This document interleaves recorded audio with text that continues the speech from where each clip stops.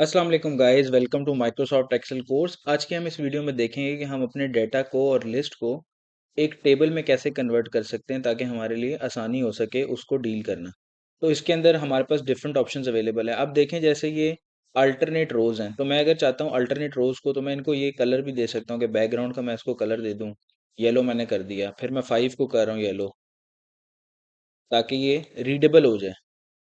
ये इस तरीके से हमारे पास अल्टरनेट मैंने रोज को कलर कर दिया ताकि ये हमारे पास रीडेबल हो जाए। इसका एक तरीका तो ये है कि मैं इसको यूं करूं, और दूसरा तरीका ये है कि इसमें अगर मेरे पास लंबी लिस्ट है तो इसमें बहुत टाइम लग जाएगा। तो दूसरा तरीका ये है, हम इसको कंट्रोल जी करते हैं पहले।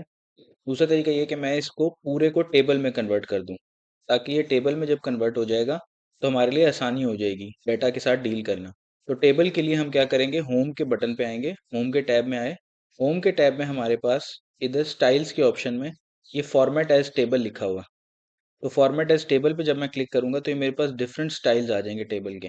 हम फॉर एग्जांपल यहाँ पर ग्रीन सेलेक्ट कर लेते हैं। तो जब मैंने ग्रीन सेलेक्ट किया तो अब वो डॉटेड लाइंस दे रहा है बाउंड्री पे। वो कह रहा है कि यही डेटा है जिसको आपने टेबल बनाना है। और फिर वो यहाँ पर पूछ रहा है मेरे से कि माई टेबल हैज़ हेडर्स।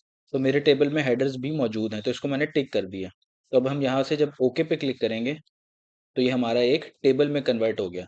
और टेबल में कन्वर्ट होने का फ़ायदा ये है कि उसने ऑटोमेटिकली इन सारों को रीडेबल फॉर्म में करने के लिए उसने अल्टरनेट रोज को डिफरेंट कलर्स दे दिए।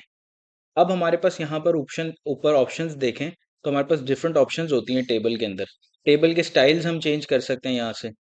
ये देखें डिफरेंट स्टाइल्स और कलर्स चेंज हो रहे हैं, इसको आप अपने हिसाब से कर सकते हैं।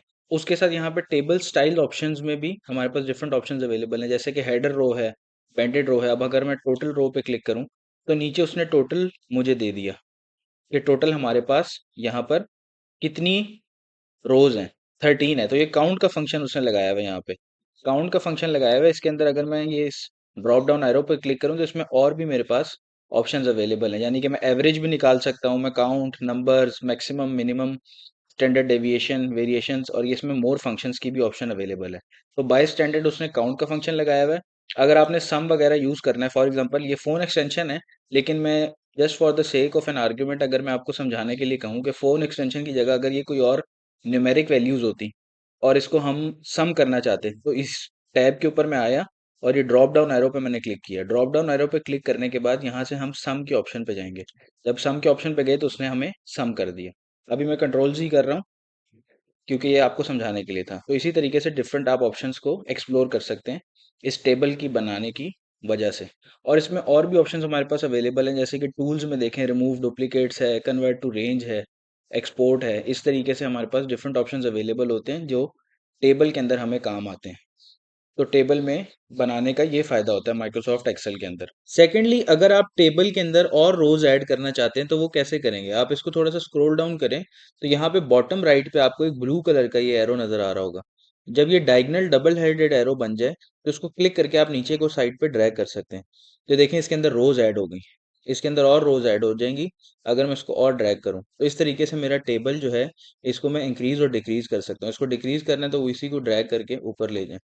तो इस तरीके से माइक्रोसॉफ्ट एक्सेल में आप किसी भी लिस्ट को फॉर्मेट एज टेबल के तौर पर यूज कर सकते हैं और उससे अपने डाटा की रिप्रेजेंटेशन को और बेहतर कर सकते हैं।